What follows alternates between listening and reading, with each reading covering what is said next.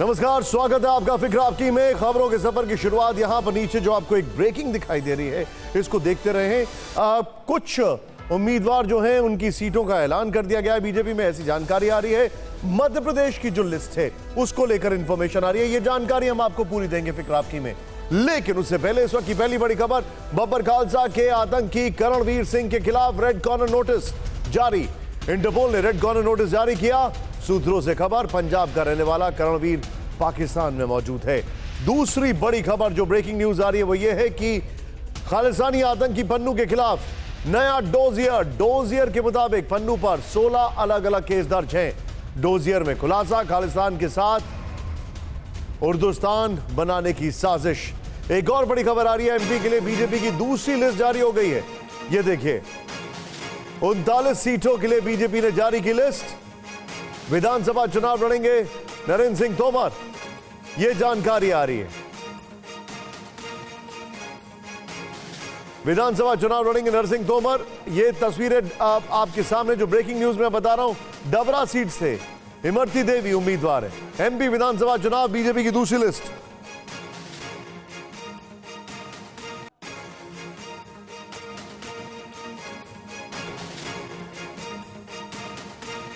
केंद्रीय मंत्री ज्योतिरादित्य सिंधिया के करीबी इनको बताया जाता है। इमरती देवी को टिकट मिल गया है। डबरा विधानसभा सीट से उपचुनाव हार गई थी इमरती देवी। और जो जानकारी हमारे पास आ रही है, सीधे 39 में से जो इंफॉर्मेशन है उसमें करीब 6 महिलाओं को टिकट दिया गया है। जो आज 39 नाम बताए गए उसमें 6 महिलाएं हैं। कैलाश विजयवर्गीय को इंदौर 1 से यह जानकारी आ रही है। मौजूदा सांसदों को भी टिकट, यह इंफॉर्मेशन इस वक्त आ रही है। अब जो डिटेलिंग हमारे पास आई है, एक बार जरा आपको डिटेलिंग बताना चाहेंगे। इस बार जो इंफॉर्मेशन आ रही है, श्योपुर से श्री दुर्गालाल विजय, मुरैना से रघुराज कंसाना, दिमनी से नरेंद्र सिंह तोमर, यह इंफॉर्मेशन इस वक्त आ रही है। इस सब के बीच में एक और जानकारी आ रही है। सीधे चलते हैं अगली ब्रेकिंग न्यूज की ओर। राजस्थान दौरे पर पीएम मोदी का गहलोत सरकार पर बड़ा हमला। पीएम ने कहा, जहां गला काटा गया वहां निवेश कैसे। ब्रेक करिए इस खबर को। लेकिन इस सब के बीच में एक और वापस चलते जो खबर है, थोड़ा सा कंफ्यूजन है हमारे दर्शकों को बताना चाहूंगा, उसके लिए मैं माफी चाहूंगा। लेकिन क्लैरिटी इस दूसरी लिस्ट को लेकर टीवी9 के पास पूरी आ चुकी है। सीधे मैं चलूंगा, आनंद प्रकाश हमारे साथ है। आनंद, पूरी जानकारी दीजिए, क्या क्या इंफॉर्मेशन है। देखिए, बीजेपी ने मध्य प्रदेश के लिए आज दूसरी सूची जारी की है। विधानसभा उम्मीदवारों के लिए 39 उम्मीदवारों के नामों की यह सूची जारी की है। और खास बात यह है कि इस सूची में कई सांसदों को बीजेपी ने टिकट दिया है। उसमें सबसे जो प्रमुख नाम मैं आपको बताऊं, इसमें जो केंद्रीय मंत्री नरेंद्र सिंह तोमर का भी इसमें नाम है, प्रहलाद सिंह पटेल जो केंद्रीय मंत्री है उनका भी नाम है, राकेश सिंह जो कि सांसद है उनका भी नाम है, फजल सिंह कुलस्ते जो कि सांसद के साथ मंत्री है उनका भी नाम है, रीति पाठक जो कि सांसद है उनका भी नाम है। तो ऐसे में बीजेपी के बारे में जो पहले चर्चा थी कि बीजेपी इस वक्त कई सांसदों को भी मध्य प्रदेश के चुनावी समर में उतारेगी, वो यहाँ पर सच साबित होता हुआ दिख रहा है। बीजेपी ने कई सांसदों को इस वक्त दांव लगाया। और जिस तरह से ये बात की जा रही थी कि मध्य प्रदेश में शिवराज सिंह चौहान के नेतृत्व में एक बार बीजेपी जो है इस बार चुनाव में जाएगी, लेकिन इस बार बीजेपी ने सामूहिक नेतृत्व में चुनाव में जाने का फैसला किया। और एंटी इनकम्बेंसी जो है उसकी अच्छा, जो मोटी चीजें हैं वो अगर मैं देखूं तो क्या ये समझा जाए, जो ये दूसरी लिस्ट आई है उसमें नंबर 1 कई सांसदों को टिकट दिया गया है, मतलब कई सांसद अब चुनाव लड़ेंगे सीधे तौर पर विधायकी का। दूसरा, 39 में से 6 महिलाओं को टिकट दिया गया। ये मैं आप ही ने जो इंफॉर्मेशन हमें दी है मैं उसी के आधार पर बोल रहा हूं आनंद। लेकिन मुझे एक चीज बताइए, यहां पर अगर इसको मैं थोड़ा डाइसेक्ट करूं, जैसे इमरती देवी, वो उनको आपने जो अपनी डिटेलिंग दी उसमें बताया जाता है कि वो ज्योतिरादित्य सिंधिया उनके खेमे की हैं, उनके गुट की हैं, या उनके नज़दीक उनको समझा जाता है इस लिहाज से कि वो उनको फॉलो करती हैं। ऐसे इसमें क्या क्या चीज़ें निकल कर आ रही हैं इस लिस्ट में? इस लिस्ट में बैलेंस करने की भी कोशिश की गई है, क्योंकि ज्योतिरादित्य सिंधिया जब आए थे बीजेपी में, जिसके चलते बीजेपी को अब फिर से सरकार बनी थी, तो कई लोगों को, उनके साथ के लोगों को इसमें एडजस्ट किया गया। उसमें इमरती देवी जो कि उनसे सबसे जो करीबी है, उन इमरती देवी को इस बार टिकट दिया गया। इसके साथ साथ जो मैं आपको बता दूं कि कई सांसदों को बीजेपी में इस बार चुनावी समर में उतारा। उसकी वजह यह है कि आनंद, बहुत क्विक रिएक्शन में ले रहा हूं क्योंकि मेरे पास समय थोड़ा कम है। क्या यही चीज अब हम राजस्थान में देखेंगे? क्या कई सांसद वहां पे भी बीजेपी के चुनाव लड़ सकते हैं राजस्थान में विधायकी का? ये बिल्कुल, और इसमें पीछे की वजह यह भी है कि दो बार जो सांसद रह चुके हैं, लोकसभा के हो या राज्यसभा के हो, उनको बीजेपी फिर से चुनाव में उतारेगी। और खास बात यह कि इस बार उनको विधानसभा का चुनाव लड़ाया जाएगा और उसकी बानगी हमको मध्य प्रदेश के विधानसभा चुनाव की जो लिस्ट है, ये दूसरे सूची। शुक्रिया इस जानकारी के लिए, आपका बहुत बहुत शुक्रिया आनंद इस जानकारी के लिए। यहां पर सबसे पहले TV9 ने आपके सामने ये डिटेलिंग दी कि आखिर क्या है इस लिस्ट में खास, क्या कौन सी चीजों को बैलेंस किया गया है। अब करीब महिलाओं को टिकट दिया गया है, सांसद टिकट लड़ रहे हैं। लेकिन ये देखिए बात क्या है, ये मामला आज हमारे कर्टन रेजर में पहली बड़ी खबर है। भारत पर आरोप लगाने वाले ट्रूडो किस तरह दूसरी गलती कर बैठे हैं, यह हम आपको जांच दिखाएंगे। दूसरी खबर, 8 अक्टूबर को रूस यूक्रेन वॉर में कुछ बड़ा हो सकता है जिसका ग्लोबल इंपैक्ट होना तय है। तीसरी खबर जो है, दावा है कि धरती महाविनाश की ओर बढ़ रही है, इसी से बचाने के लिए वैज्ञानिकों ने कुछ परीक्षण किए हैं। विज्ञान की एक खबर खास आपके लिए। चौथी खबर, प्रधानमंत्री मोदी ने कांग्रेस को आज सीधा टारगेट किया। सिर तन से जुदा वाला मैटर और अर्बन नक्सल जैसे शब्द आज फिर ट्रेंड करने लगे। और पांचवी खबर, क्या बिहार के मुख्यमंत्री नीतीश कुमार के दिमाग में इंडिया और दिल में एनडीए बसता है? यह बात आई कहां से, आज हम जानेंगे। लेकिन आज की टॉप स्टोरी, पहली बड़ी खबर जो हम आपको दिखाने वाले हैं, जरा ध्यान से देखिए। खालिस्तानी आतंकियों को पालना और उल्टे भारत को आंख दिखाने की हिम्मत करने वाले कनाडा के प्रधानमंत्री जस्टिन ट्रूडो अपनी ही जाल में फंस गए हैं। पहले भारत ने ट्रूडो की आलोचना की, अब पूरी दुनिया उनका विरोध कर रही है। ताजा मामला हिटलर की नाजी सेना के सैनिक के सम्मान का है, जिसने रूस और इजराइल जैसे देशों को नाराज कर दिया है। इस मुद्दे पर कनाडा में विपक्षी दल भी ट्रूडो को घेर रहे हैं। कनाडा की संसद हाउस ऑफ कॉमन्स में 98 साल के यारोस्लाव हुंका का सम्मान किया गया। पूर्व नाजी सैनिक हुंका को वॉर हीरो बताकर महिमा मंडित किया गया। सांसदों ने हुंका को 2 बार स्टैंडिंग ओवेशन दिया। इस दौरान कनाडा के प्रधानमंत्री जस्टिन ट्रूडो भी संसद में मौजूद थे। ट्रूडो की हरकत अब उन्हें भारी पड़ रही है। हिटलर के सैनिक को सम्मानित करने पर रूस और इजराइल ने उनसे जवाब तलब कर लिया।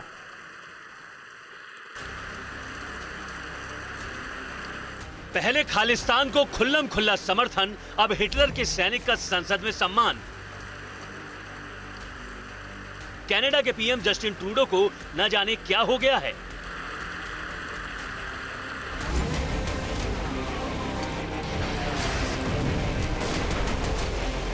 हिटलर की नाजी सेना ने द्वितीय विश्व युद्ध में 11 लाख से ज्यादा लोगों को मौत के घाट उतार दिया। इनमें ज्यादातर यहूदी थे।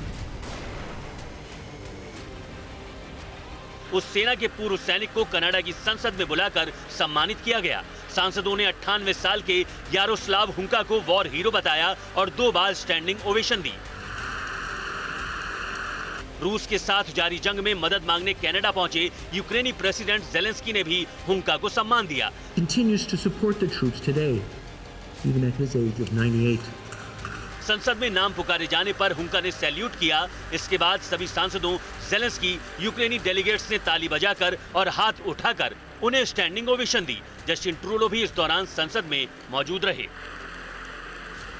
जैसे ही ये वीडियो बाहर आया, पूरी दुनिया में कनाडा की किरकिरी होने लगी।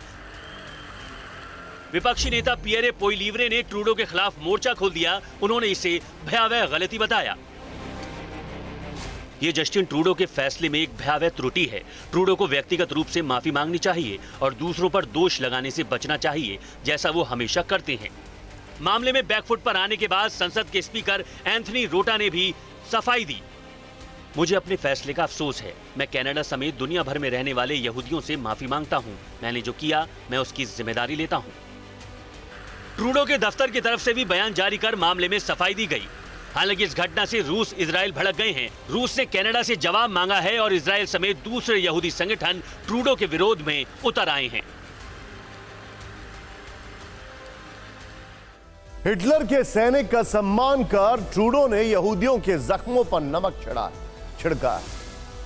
इसकी गंभीरता बताने के लिए हमें इतिहास के कुछ पन्ने पलटने होंगे। हिटलर की नाज़ी पार्टी ने साल 1933 में सत्ता संभाली। यहूदियों का सामाजिक बहिष्कार किया गया, यहूदियों का नरसंहार किया गया। 1939 से 1945 तक लाखों यहूदियों की हत्या की गई। 1945 में हिटलर की मौत के बाद विश्व युद्ध रुका और यह सिलसिला खत्म हुआ। अब उसी हिटलर के सैनिक का जस्टिन ट्रूडो अपनी संसद में बुलाकर सम्मान कर रहे हैं। इस घटना के बाद ट्रूडो एक बार फिर अपने ही देश में घिर गए हैं।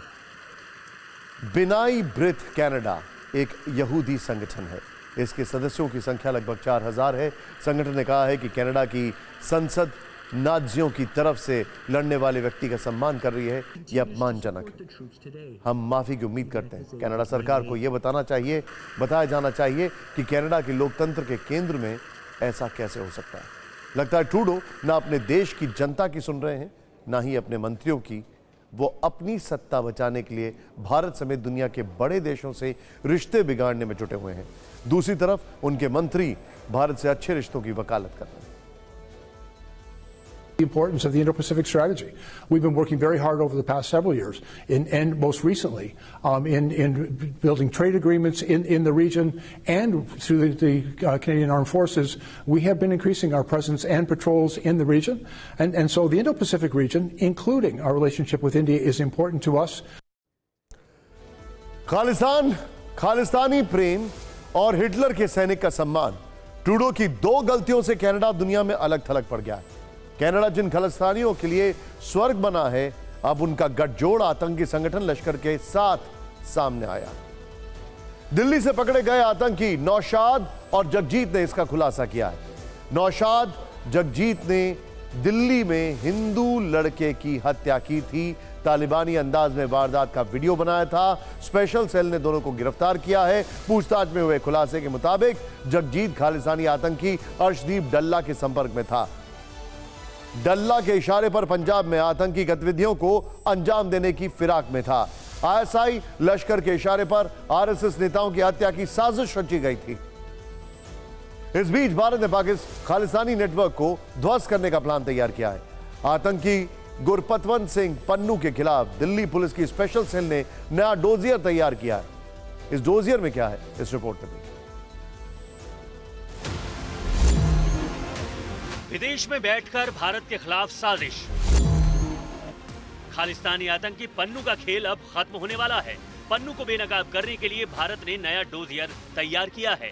डोजियर से पता चलता है कि पन्नू सिर्फ खालिस्तान नहीं बल्कि उर्दुस्तान बनाने की भी साजिश रच रहा है। डोजियर में पन्नू कैसे भारत के टुकड़े करना चाहता है, उस प्लानिंग की पूरी खुफिया रिपोर्ट है। नए डोजियर के मुताबिक पन्नू पर पूरे देश में 16 केस दर्ज हैं। दिल्ली, पंजाब, हिमाचल प्रदेश, हरियाणा और उत्तराखंड में खालिस्तानी मूवमेंट को लेकर उस पर ये केस दर्ज किए गए हैं। डोजियर के मुताबिक पन्नू अलगाववादी संगठन सिख फॉर जस्टिस का प्रमुख है। पंजाब को भारत से अलग करने की मांग करता रहता है। 7 जुलाई 2022 को गृह मंत्रालय ने उसे आतंकी घोषित कर दिया था। पन्नू भारत को अलग अलग टुकड़ों में बांटकर कई देश बनाना चाहता है। वो धार्मिक आधार पर भारत का विभाजन करना चाहता है। देश के मुस्लिमों को भड़काकर अलग मुस्लिम देश बनाना चाहता है, जिसका नाम वो डेमोक्रेटिक रिपब्लिक ऑफ उर्दुस्तान रखना चाहता है। और यही वजह है कि पन्नू लगातार कश्मीर के नौजवानों को भी रेडिकलाइज कर रहा है, ताकि कश्मीर को भी भारत से अलग किया जा सके। अकेले यूएपीए कानून के तहत उस पर देश में 9 मामले दर्ज हैं। सच्चाई यह है कि पाकिस्तान का जो K2 प्रोजेक्ट है वो पूरी तरह फेल हो चुका है। अब पाकिस्तान को समझ में नहीं आ रहा है कि क्या किया जाए। सोचिए। लेकिन इस वक्त एक बड़ी खबर आपको दिखा रहे हैं। तस्वीरें देखें पीछे आप, पुतिन के खिलाफ मिशन 8 अक्टूबर। TV9 भारतवर्ष देश की फिक्र के साथ दुनिया की भी फिक्र करता है। इस कड़ी में बहुत बड़ी खबर युद्ध के मैदान से आ रही है। रूस और यूक्रेन के बीच जारी जंग और भीषण हो गई है। दोनों तरफ से ताबड़तोड़ हमले हो रहे हैं। कल रात ओडिशा में रूस की फौज ने सबसे बड़ी स्ट्राइक की है, जिसमें यूक्रेन को बहुत बड़ा नुकसान पहुंचा है। मिलिट्री ठिकाने से लेकर होटल तक ध्वस्त हो गए। लेकिन अटैक एक तरफा नहीं, बल्कि यूक्रेन के जवान भी उतनी ही ताकत से जवाब दे रहे हैं। ओडिशा में जहां रूस ने तबाही मचाई, तो ज़ैपोरिज्जिया के बड़े हिस्से में यूक्रेन की सेना कहर बनकर टूटी। तीसरी सबसे बड़ी खबर यह है कि पुतिन के बर्थडे पर क्रीमिया में अगले महीने कुछ बहुत बड़ा होने वाला है। एक एक कर आपको पूरे डिटेल और अपडेट्स देंगे, लेकिन पहले रूस ने ओडेसा में जो तबाही मचाई है उसका यह रिपोर्ट देखें।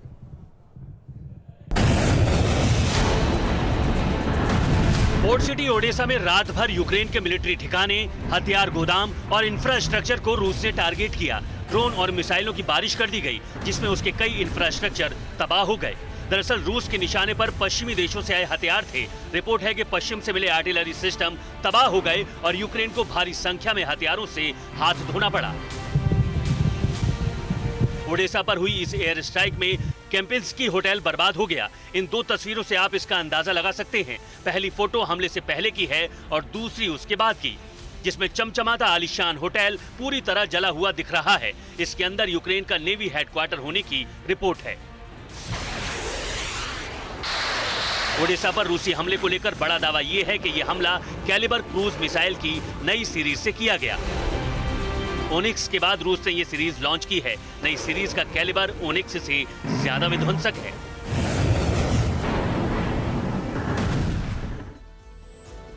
रूसी मिसाइलों ने ओडेसा पोर्ट को भी निशाना बनाया है। इलीचेव्स तक पोर्ट पर क्रूज मिसाइलें दागी गई हैं। रूस ने 2 सुपरसोनिक और 12 क्रूज मिसाइलें दागी। इस हमले के लिए 19 ड्रोन का भी इस्तेमाल किया गया है। 19 ड्रोन का इस्तेमाल, ये तस्वीरें देखिए, ये बेसिकली एक अटैक का वीडियो है और दूसरा एयर डिफेंस सिस्टम जो काम कर रहा है वहां पर उसका वीडियो है।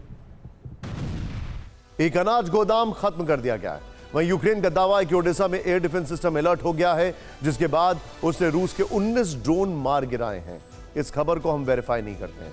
इसके अलावा रूस की 11 क्रूज मिसाइलों को भी उसने नष्ट कर दिया है।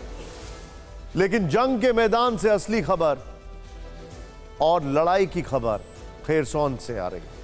खेरसोन में रूस की नॉनस्टॉप शेलिंग चल रही है। 23 घंटे में 500 बार शेलिंग हुई है। 497 एग्जैक्ट नंबर जो है। अभी इस इलाके में रूस मजबूत स्थिति में है, लेकिन खेरसोन पर यूक्रेन का विध्वंसक प्लान भी तैयार है। ब्लैक सी के जरिए भी यहां अटैक हो सकता है। खेरसोन में यूक्रेन ने सैनिक और आर्टिलरी यूनिट को भी तैनात कर रखा है।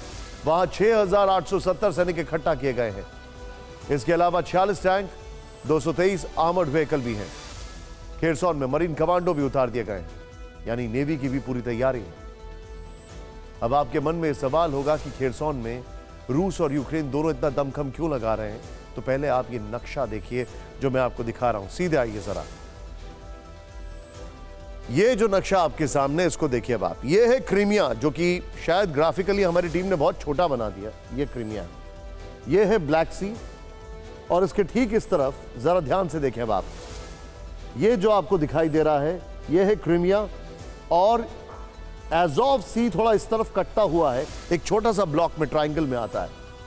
ये नीपर नदी आ रही है। नीपर नदी के इस तरफ यूक्रेन, खेरसोन में, और इस तरफ रशिया है। अब क्या हो रहा है? ये 2014 में यूक्रेन से अलग कर दिया था, यानी क्रीमिया। अब हम जो बात कर रहे हैं, क्रीमिया तक पहुंचना आसान हो जाएगा। कैसे?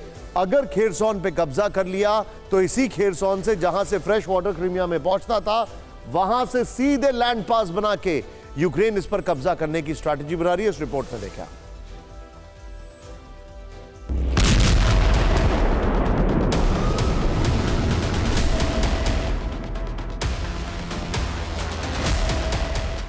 आठ अक्टूबर 2022 की इस तस्वीर ने जंग में नया मोड़ ला दिया था। क्रीमिया ब्रिज पर इस अटैक से पुतिन बुरी तरह हिल गए थे। यह हमला पुतिन के बर्थडे यानी 7 अक्टूबर के ठीक अगले दिन हुआ था।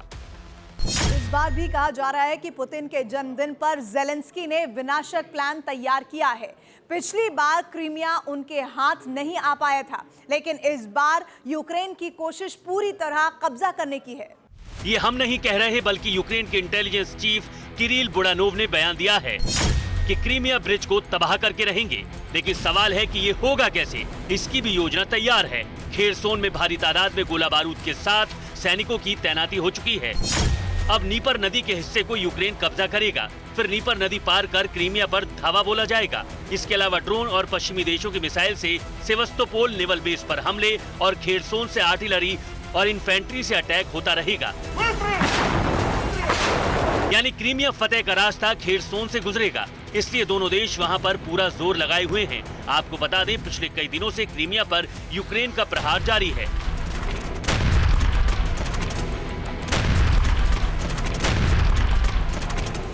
साकी एयरबेस और सेवस्तोपोल में बड़े अटैक के बाद रूस ने सुरक्षा को और मजबूत किया। एयर डिफेंस की तैनाती बढ़ाई, लेकिन यूक्रेन के हमले रुक नहीं रहे। यूक्रेन ने रूस को क्रीमिया छोड़ने की धमकी भी दी है। क्रीमिया वॉर में यूक्रेन के लिए ये कामयाब हफ्ता रहा। इसी के बाद ये कयास लग रहे हैं कि अगले महीने वहां कुछ बड़ा होने वाला है। इस बार तो शायद पुल का वजूद ही ना रहे।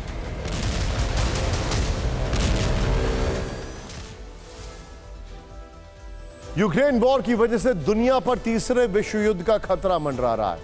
आशंका एटमी तबाही तक जा सकती है, लेकिन इसी बीच धरती पर कुछ ऐसा होने की भी आशंका जताई जा रही है जो एटमी वार से भी ज्यादा भयानक है।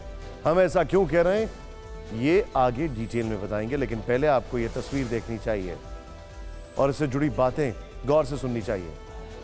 अब से ठीक 24 घंटे पहले करीब करीब इसी वक्त अमेरिका के रेगिस्तान में अंतरिक्ष से कैप्सूल उतरा है। आप जो तस्वीर देख रहे हैं ये उसी कैप्सूल की है। इस कैप्सूल में एक सैंपल है जिसका वजन सिर्फ 250 ग्राम है। सही सुना आपने, सिर्फ 250 ग्राम है, लेकिन इसे 643 करोड़ किलोमीटर की यात्रा करने के बाद लाया गया। नासा के वैज्ञानिक का दावा है कि ये उसी उल्कापिंड का सैंपल है जो धरती से टकरा सकता है। नाम है बेन्नू। माना जा रहा है कि अगर बेन्नू की धरती से टक्कर हुई तो 22 परमाणु बमों के विस्फोट जितनी तबाही मचेगी, क्योंकि बेन्नू सौर मंडल के सबसे खतरनाक उल्कापिंडों में से एक है। अब सवाल है, क्या आसमान से आने वाली आफत तबाही मचा देगी? क्या धरती पर आसमान से आग के गोलों की बारिश होगी? क्या धरती के कुछ हिस्सों का वजूद ही खत्म हो जाएगा? और अगर ऐसा है तो बेन्नू उल्कापिंड धरती से कब टकराएगा? लेकिन फिर सबसे बड़ा सवाल है, क्या वाकई ये उल्कापिंड धरती के लिए खतरा बनने वाला है? इन सभी सवालों का जवाब एक तारीख में छिपा है। इस रिपोर्ट में देखें।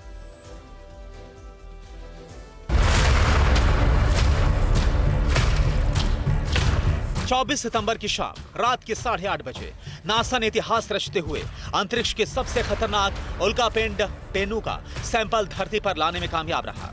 पहली बार इस तरह का कोई यान सुरक्षित रूप से धरती तक आया। लोकेशन थी अमेरिका के यूटा का ग्रेट सॉल्ट लेक रेगिस्तान। उल्कापिंड के नमूनों के साथ अंतरिक्ष कैप्सूल ने यहीं पर लैंड किया। नासा का स्पेसक्राफ्ट 7 साल के बाद पृथ्वी पर लौटा। इस मिशन का नाम ओसिरिस REX है, जो 8 सितंबर 2016 में लॉन्च हुआ था। मिशन की सबसे खास बात यह रही कि स्पेसक्राफ्ट ने पृथ्वी पर लैंड किए बिना सैंपल को पहुंचाया है। पृथ्वी से करीब 1 लाख किलोमीटर ऊपर शाम 4:12 पर स्पेसक्राफ्ट ने सैंपल कैप्सूल को रिलीज किया। यह कैप्सूल 4 घंटे के बाद यूटा रेगिस्तान में पैराशूट के जरिए उतर गया। सैंपल कैप्सूल के लैंड होने के बाद नासा के वैज्ञानिकों की एक टीम हेलीकॉप्टर से उसे लेने पहुंची। यूटा रेगिस्तान से हेलीकॉप्टर से लटकाकर सैंपल को टेम्परेरी क्लीन रूम तक पहुंचाया गया। क्लीन रूम में हेलीकॉप्टर ने सैंपल को ड्रॉप किया, जहां नासा के दूसरे वैज्ञानिक पहले से इंतजार में खड़े थे। नासा की टीम सैंपल को उठाकर अंदर एक रूम में लेकर गई। अब तो दुनिया मान रही है कि अंतरिक्ष विज्ञान और धरती को बचाने के इस मिशन में ऐतिहासिक सफलता मिल चुकी है। ऐसे में इस मौके पर नासा के वैज्ञानिकों ने जो कहा वो सुनिए। We heard passing through 100,000 feet, passing through 60,000 feet, and I was getting a little worried, for sure. I knew things were supposed to be happening on a nominal timeline, that I wasn't getting call-outs, but again, we could have just had radio dropouts there. And then we heard main chute detected, and I literally broke into tears. Osiris REX spacecraft ने 2 साल पहले 2020 में इस sample को भरा था। Sample को seal बंद कंटेनर में रखकर हवाई मार्ग से ह्यूस्टन भेज दिया गया। स्पेस एजेंसी का दावा है कि सैंपल का कम से कम 75% हिस्सा फ्यूचर रिसर्च के लिए ह्यूस्टन में नासा के जॉनसन स्पेस फ्लाइट सेंटर में संरक्षित किया जाएगा और जानकारी जुटाई जाएगी, क्योंकि दावा यह भी किया जा रहा है कि जिस उल्कापिंड बेन्नी से सैंपल लिया गया है वो आज से ठीक 159 साल बाद यानी 24 सितंबर 2182 में धरती से टकरा सकता है। इस घटना के बाद से दुनिया के कई देशों के वैज्ञानिक भी धरती को बचाने की मुहिम में जुट गए हैं। इस बीच अंतरिक्ष से जुड़ी एक और बड़ी खबर सामने आ रही है। इसका कनेक्शन भी नासा से है। नासा इंटरनेशनल स्पेस स्टेशन को गिराने की योजना बना रही है। नासा का कहना है कि इंटरनेशनल स्पेस स्टेशन पुराना हो चुका है, इसीलिए उसे गिराना ही ठीक रहेगा। हालांकि स्पेस स्टेशन का कुल वजन करीब 4,20,000 किलो है। ऐसे में अगर सीधे क्रैश करा दिया जाएगा तो धरती को बड़ा नुकसान हो सकता है। लिहाजा इसे गिराने के लिए स्पेशल प्लानिंग की गई है। नासा इसे धीरे धीरे नीचे लाएगी और 2031 में समुद्र में गिराएगी। नासा का कहना है कि इंटरनेशनल स्पेस स्टेशन के कारण पृथ्वी को खतरा नहीं होना चाहिए, इसका ध्यान रखा जाएगा। इंटरनेशनल स्पेस स्टेशन अब तक का सबसे बड़ा सैटेलाइट है और यह 1989 में शुरू किया गया। अभी वहां अलग अलग देशों के अंतरिक्ष यात्री और वैज्ञानिक रहते हैं, रिसर्च करते हैं। सवाल है कि आगे क्या होगा। नासा का कहना है कि आने वाले वर्षों में एडवांस रिसर्च के लिए दूसरे बेहतर इंतजामात किए जाएंगे। और गौर करने वाली बात क्या है कि चाइना अपना एक स्पेस स्टेशन बना रहा है। सोचिए जरा। बहरहाल अब विक्राम की में बात सियासत की करते हैं। हफ्ते के पहले दिन मध्य प्रदेश से छत्तीसगढ़ और राजस्थान के से बिहार तक जबरदस्त राजनीति हुई है। प्रधानमंत्री मोदी ने आज 2 राज्यों में 2 बड़ी रैलियां की हैं। प्रधानमंत्री का पहला कार्यक्रम मध्य प्रदेश के भोपाल में हुआ, जहां उन्होंने बीजेपी कार्यकर्ताओं के महाकुंभ को संबोधित किया। भोपाल के बाद प्रधानमंत्री राजस्थान के जयपुर पहुंचे, जहां उन्होंने बीजेपी की परिवर्तन यात्रा की समापन रैली में हिस्सा लिया। प्रधानमंत्री दोनों जगह खुली गाड़ी में सवार होकर रैली स्थल गए। भोपाल में कार्यकर्ता महाकुंभ में प्रधानमंत्री मोदी का भव्य स्वागत हुआ। प्रधानमंत्री के साथ खुली गाड़ी पर मध्य प्रदेश के मुख्यमंत्री शिवराज सिंह चौहान भी सवार थे। प्रधानमंत्री के प्रवेश करते ही रैली स्थल पर मोदी मोदी के नारे लगे। प्रधानमंत्री जब कार्यकर्ताओं को संबोधित करने आए तो बिल्कुल अलग अंदाज में थे। ऐसा लगा जैसे प्रधानमंत्री ने चुनावी गियर लगा दिया। उन्होंने कांग्रेस पर जिस तरह नुकीले शब्द बाण छोड़े, उससे साफ हो गया है प्रधानमंत्री मोदी पूरी तरह से विधानसभा चुनाव की लड़ाई में उतर गए हैं। कांग्रेस पर निशाना साधने के लिए प्रधानमंत्री मोदी ने चुनावी राजनीति की नई डिक्शनरी खोल दी। प्रधानमंत्री ने कांग्रेस को जंग लगा लोहा कहा, अर्बन नक्सल बताया। कांग्रेस जहां बर्बादी वहां कहा। कांग्रेस को एक कंपनी कहा। कांग्रेस को कुनीति और कुशासन और करोड़ों के करप्शन से जोड़ा। कांग्रेस को घोटाले का इतिहास रचने वाला बताया। कांग्रेस नेताओं पर चांदी का चम्मच कहकर हमला किया। मध्य प्रदेश में 2 महीने बाद चुनाव होने हैं। ऐसे में प्रधानमंत्री ने आज बीजेपी कार्यकर्ताओं के लिए एजेंडा सेट कर दिया है। प्रधानमंत्री ने बीजेपी नेताओं और कार्यकर्ताओं को वो शब्दावली बता दी जिसके जरिए आने वाले दिनों में कांग्रेस पर तीखे हमले किए जाएंगे। आज प्रधानमंत्री मोदी अटैकिंग मोड में थे। मध्य प्रदेश में सीधा मुकाबला कांग्रेस है, इसीलिए निशाने पर कांग्रेस और इसके नेता ही रहे। प्रधानमंत्री ने राहुल गांधी पर नाम लिए बिना हमला किया। राहुल गांधी की यात्राओं पर सवाल खड़े किए। राहुल के किसानों से मिलने पर तंज कसे। प्रधानमंत्री ने क्या कहा और इसके क्या मायने हैं, आपको दिखाते हैं। चांदी का चम्मच लेकर पैदा हुए इनके नेताओं के लिए गरीब का जीवन मायने नहीं रखता है। कांग्रेस नेताओं के लिए गरीब का जीवन एक एडवेंचर टूरिज्म है।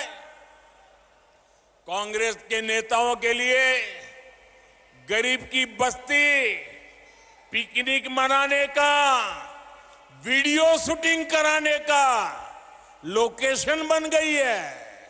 इन्होंने अतीत में भी यही काम किया। देश विदेश के अपने दोस्तों में इन्होंने भारत की गरीबी का मखौल उड़ाया और आज भी यही कर रहे हैं। कांग्रेस के साथ साथ प्रधानमंत्री के निशाने पर इंडिया गठबंधन की पार्टियां भी रही। प्रधानमंत्री ने विपक्षी दलों पर सवाल खड़े किए जो पहले महिला आरक्षण का विरोध करते रहे। हम आपको दिखाते हैं प्रधानमंत्री की पूरी बात और इसके क्या मायने हैं। कांग्रेस और उसके नए नए घमंडिया गठबंधन ने मजबूरी में इस बिल का समर्थन बहुत खट्टे मन से किया है, बहुत बेमन से किया है। ये खट्टापन उनके बहानों में दिखाई देता है। और आप देखिए, ये इनके गठबंधन में जितने लोग हैं वही लोग हैं जिन्होंने 30 साल तक इस कानून को पारित नहीं होने दिया। पार्लियामेंट में हुड़दंग किया, बिल फाड़ दिए, स्पीकर पे हमले बोल दिए, और अब जब मजबूरी में उंगली उठानी पड़ी है। महिलाओं के बाद प्रधानमंत्री मोदी ने मध्य प्रदेश के युवाओं को संदेश दिया। उन्होंने कांग्रेस पर मध्य प्रदेश को बीमारू बनाने का आरोप लगाया। प्रधानमंत्री को फोकस पहली बार वोट करने वाले युवाओं पर क्यों रहा, आपको दिखाते हैं। तो युवा इस बार के चुनावों में पहली बार वोट डालेंगे। उन्होंने भाजपा की सरकार को ही देखा है। ये युवा सौभाग्यशाली हैं कि इन्होंने एमपी में कांग्रेस का वो बुरा शासन, वो बुराइयां उन्होंने देखी नहीं है। एमपी में कांग्रेस के शासन की पहचान थी कूनीति, कुशासन और करोड़ों का करप्शन। कांग्रेस ने साधन संपन्न मध्य प्रदेश को, समर्थ युवाओं वाले मध्य प्रदेश को बीमारू बना दिया। दोस्तों, बीमारू बना दिया। कांग्रेस मध्य प्रदेश में कई योजनाओं की गारंटी दे रही है। इसे कांग्रेस ने बड़ा मुद्दा बना दिया है। आज प्रधानमंत्री ने मध्य प्रदेश के लोगों को अपनी गारंटी दी। क्या कहा प्रधानमंत्री ने, आइए देखते हैं। पहले ही लोकसभा और राज्यसभा में माताओं, बहनों, बेटियों के लिए 33% सीटें आरक्षित करने का कानून पारित हुआ। नारी शक्ति वंदन अधिनियम देश ने नया इतिहास रच दिया है। ये तक कहा जाने लगा कि शायद ये कभी नहीं हो पाएगा। आखिर मोदी है तो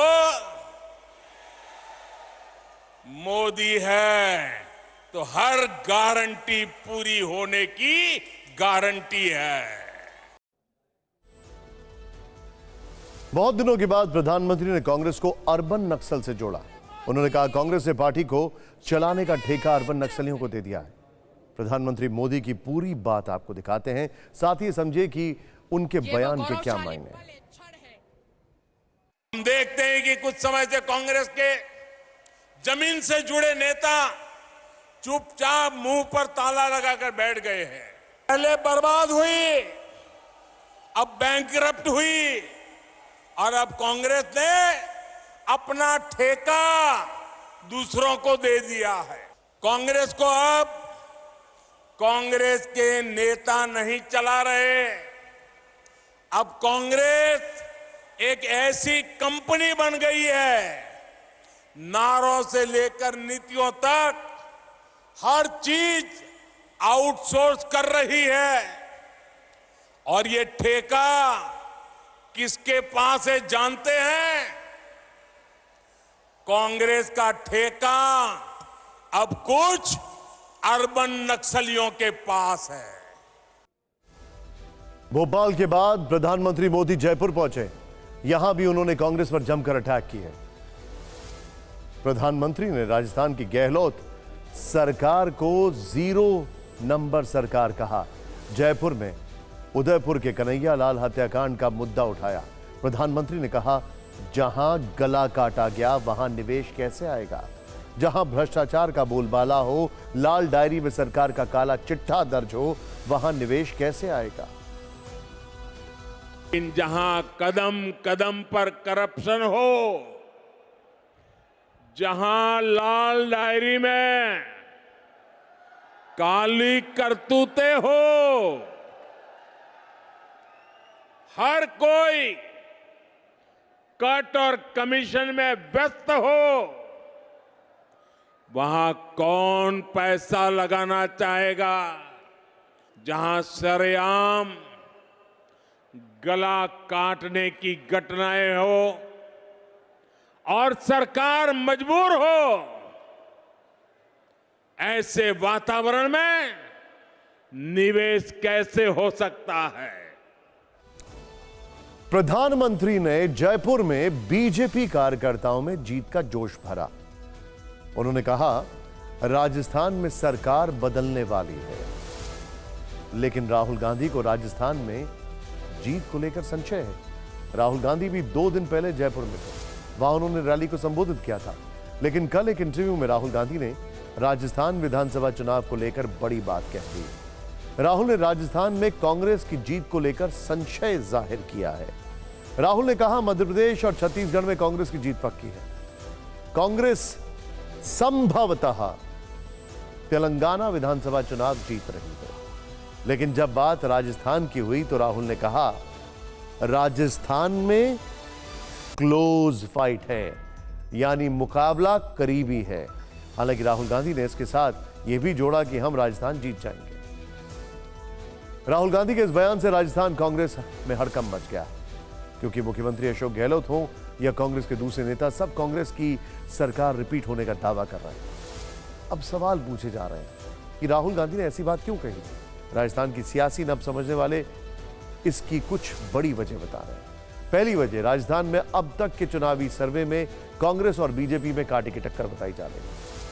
दूसरी वजह, भले ही आलाकमान के भरोसे के बाद सचिन पायलट खामोश हो गए हों, लेकिन अंदर खाने उनकी अशोक गहलोत से अदावत थमी नहीं है। यह कांग्रेस के लिए चिंता की बात बनी हुई। तीसरी वजह, अपने ही विधायक राजेंद्र गुड़ा के लाल डायरी वाले आरोप ने भी अशोक गहलोत सरकार की छवि खराब की है। चौथी वजह, राजस्थान में हिंदुत्व का मुद्दा भी हावी है। यही वजह है कि आज प्रधानमंत्री मोदी ने जयपुर में कन्हैया लाल मर्डर केस का जिक्र कर दिया। वैसे राहुल गांधी का फोकस छत्तीसगढ़ पर भी है। आज राहुल गांधी ने छत्तीसगढ़ के बिलासपुर में रैली की। रैली में राहुल ने क्या कहा, आपको बताएंगे, लेकिन उससे पहले राहुल गांधी की वो तस्वीर आपको दिखाते हैं जो सोशल मीडिया पर चर्चा में है। यह तस्वीर बिलासपुर रैली के बाद की है। राहुल गांधी मुख्यमंत्री भूपेश बघेल के साथ लोकल ट्रेन में सवार हुए। उन्होंने लोकल ट्रेन से बिलासपुर से रायपुर तक की यात्रा की।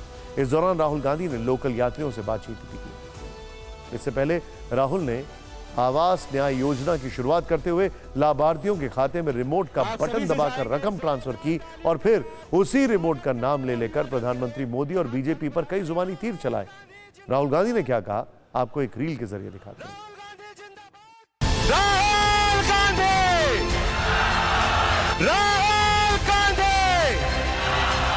2 रिमोट कंट्रोल चल रहे हैं।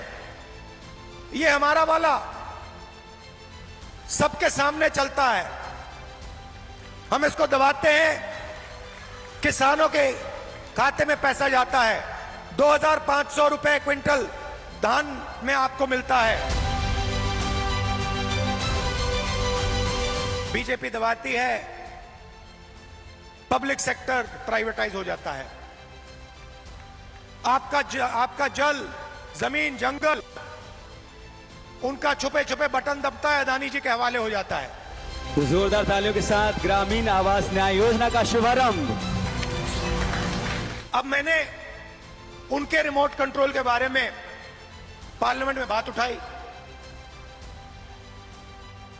मैंने नरेंद्र मोदी जी से पूछा कि मोदी जी, आपका अदानी जी के साथ क्या रिश्ता है? जवाब मिला, मेरी लोकसभा की सदस्यता रद्द कर दी। राहुल गांधी कास्ट सेंसस का डेटा सबके सामने रख दो, जो आपकी सरकार की सच्चाई है, आप हिंदुस्तान की जनता को दिखा दो, डरो मत।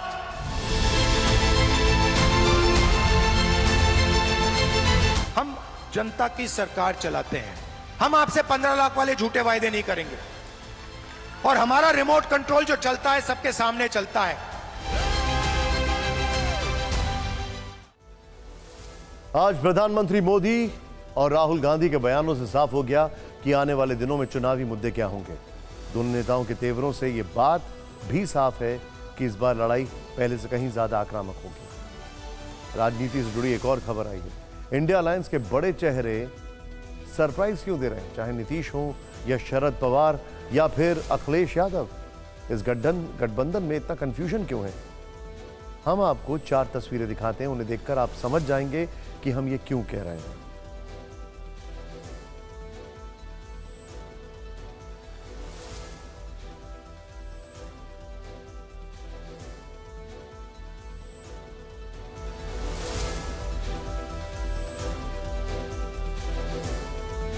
बिहार के मुख्यमंत्री नीतीश कुमार को आज चौधरी देवीलाल की जयंती पर हरियाणा के कैथल जाना था, लेकिन वो नहीं गए और वो दीनदयाल उपाध्याय की जयंती कार्यक्रम में पहुंच गए। दूसरी तरफ अखिलेश यादव ने राजस्थान में चुनाव लड़ने का फैसला कर लिया है। वहीं एनसीपी प्रमुख शरद पवार अहमदाबाद में उद्योगपति गौतम अडानी से के साथ दिखे, जबकि इसी गठबंधन की एक और सहयोगी सीपीआई चाहती है कि इस बार राहुल गांधी अपनी वायनाड सीट से चुनाव न लड़ें।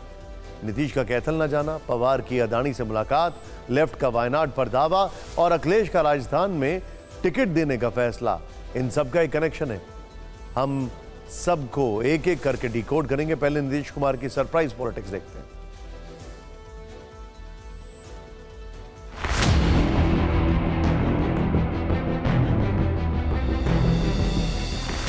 कैथल में देवीलाल जयंती के बहाने इंडिया अलायंस के जुटान से नीतीश दूर रहे, लेकिन पटना में जनसंघ के दीनदयाल उपाध्याय के जयंती कार्यक्रम में अचानक पहुंचकर उन्होंने सबको चौंका दिया। हालांकि हर साल वो देवीलाल की जयंती पर आते रहे हैं। इस बार भी उनकी पार्टी की ओर से कहा गया कि वो आएंगे, लेकिन आखिरी मौके पर उन्होंने सबको हैरान कर दिया। हालांकि दीनदयाल उपाध्याय की जयंती पर उनके साथ तेजस्वी यादव भी मौजूद रहे, लेकिन सवाल था कि नीतीश ने ऐसा क्यों किया। ऐसा इसलिए भी क्योंकि मंगलवार को होने वाली बिहार कैबिनेट की बैठक इस बार सोमवार को ही बुला ली गई। तभी लगने लगा कि कुछ गड़बड़ है। कयासों के बीच जब नीतीश कुमार से उनके कैथल नहीं जाने पर सवाल पूछा गया, तो उन्होंने कहा कि वो विपक्षी एकजुटता में लगे हुए हैं। इसको क्या चर्चा करते रहना है, आप जान रहे हैं हम कितना बात अपोजिशन को एकजुट करने में हम लगे रहे, कितना बड़ा उपलब्धि हो रही है, कितना बड़ा काम हो रहा है, कौन क्या करता रहता है उससे हमको क्या नजर। हाल के दिनों में कई ऐसे मौके आए हैं जब नीतीश कुमार और उनकी पार्टी जेडीयू के फैसलों और उनके नेताओं के बयान से इंडिया गठबंधन में बेचैनी बढ़ी है। जेडीयू के नेता बार बार कह रहे हैं कि पीएम पद के लिए नीतीश ही सबसे योग्य हैं। यही नहीं, कांग्रेस के विरोध के बावजूद नीतीश कुमार दिल्ली में राष्ट्रपति के बुलाए गए G20 डिनर पार्टी में शामिल हुए। तब प्रधानमंत्री नरेंद्र मोदी के साथ उनकी तस्वीर से अटकलों का बाजार गर्म हो गया। हाल में जब अमित शाह ने बिहार का दौरा किया तो उन्होंने भी नीतीश को सीधा टारगेट नहीं किया, जिसके बाद नीतीश के एनडीए के करीब जाने की चर्चा को और हवा मिली। हालांकि बीजेपी कह रही है कि एनडीए में उनकी एंट्री के रास्ते बंद हो चुके हैं। वो अब नाक भी रगड़ ले तो भी बीजेपी का दरवाजा उनके लिए बंद हो चुका है। हम क्यों उनका साथ है? उनमें बचा क्या है? उनमें ताकत क्या बची है? 2 वोट तो ट्रांसफर करने की क्षमता नहीं है। वैसे नीतीश कुमार के एक करीबी नेता का दावा है कि इन सब के पीछे सीटों के बंटवारे में दबाव बनाने की रणनीति है। Bureau report, TV9 Bharatvarsh. और अब खबर भारत की मजबूत होती रक्षा शक्ति की, जिसके सबूत आज गाजियाबाद में एयरफोर्स के हिंडन एयरबेस पर देखने को मिले। पहली तस्वीर है आसमान का बाहुबली C-295, जो देश का पहला टेक्निकल मिलिट्री एयरलिफ्ट प्लेन है। आज आधिकारिक रूप से भारतीय वायुसेना के बेड़े में शामिल हो गया।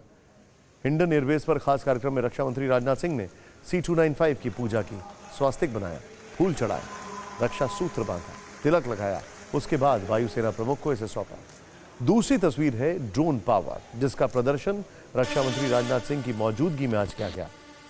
इस कार्यक्रम में 50 तरह के ड्रोन का लाइव हवाई प्रदर्शन किया गया। इसमें रक्षा, कृषि, अग्निशमन, हेल्थ, सर्वेक्षण सेक्टर से जुड़े ड्रोन भी दिखाए गए। देश भर में 75 से ज्यादा ड्रोन स्टार्टअप और कॉर्पोरेट्स इसमें शामिल हुए। वायुसेना प्रमुख air chief marshal VR Chaudhari भी इस दौरान वहां मौजूद थे।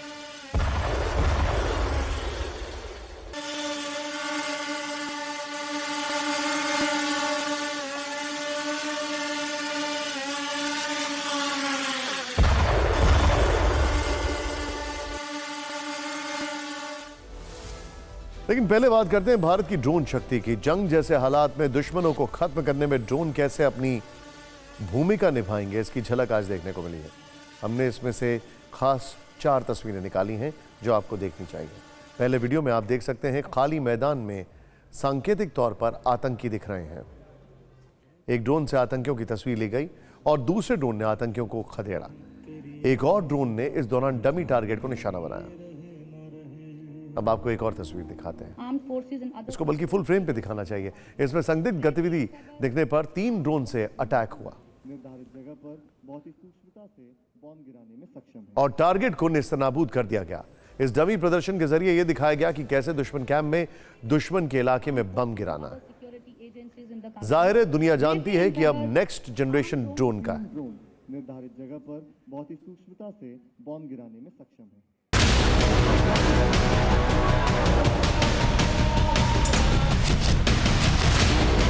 यहाँ पर आपको मैं दिखाना चाहूंगी कि हिंडन एयरबेस पे जो ड्रोन्स है वो यहाँ पर धीरे धीरे प्लेस किए जा रहे हैं। जो गाजियाबाद के हिंडन एयरबेस स्टेशन पर भारत ड्रोन शक्ति का प्रदर्शन कर रहा है, इसे भारतीय वायुसेना और ड्रोन फेडरेशन ऑफ इंडिया मिलकर कर रहे हैं।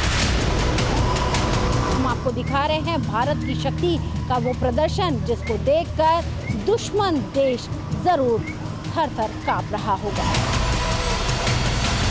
कृषि ड्रोन, जिसके बारे में अब तक आपने शायद नहीं सुना होगा, ऐसा ड्रोन जो कि किसानों की मदद करेगा खेती में, यानी कि खाद डालने का काम करेगा।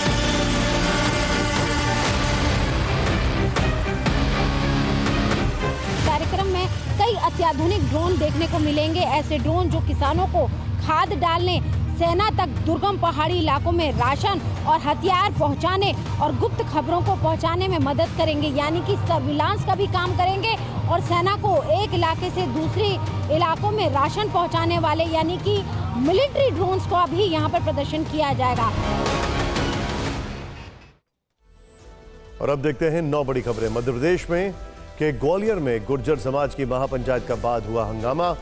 कलेक्ट्रेट पहुंचकर लोगों ने तोड़फोड़ की, कलेक्टर एसपी की गाड़ियां भी तोड़ी। उत्तर प्रदेश के ग्रेटर नोएडा में पुलिस का एक्शन, मासूम बच्ची से रेप का आरोपी मुठभेड़ के बाद पकड़ा गया। उत्तर प्रदेश के ही हापुड़ में भीषण सड़क हादसा, तेज रफ्तार कार ने बाइक सवार को मारी टक्कर, टक्कर लगते ही हवा में उछला बाइक सवार, पति पत्नी की मौत। पटना में दलित महिला से 1500 रुपए के लिए हैवानियत, ब्याज का पैसा नहीं चुकाने पर महिला को निर्वस्त्र कर पीटा, मारपीट में पीड़िता का सिर फटा, इलाज जारी है।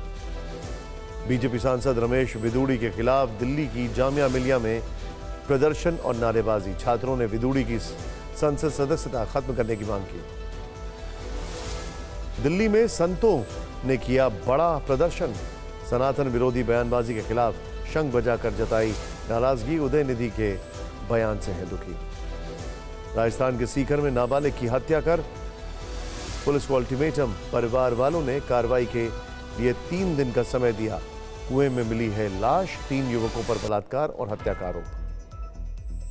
महाराष्ट्र के नासिक में हाईवे पर तेज रफ्तार कार ने 5 लोगों को कुचला, 3 की मौके पर मौत, 2 गंभीर रूप से घायल। जम्मू कश्मीर के गुलबर्ग में हुई सीजन की पहली बर्फबारी, ऊंची चोटियों पर गिरी बर्फ, कश्मीर के कई इलाकों में बड़ी ठंड।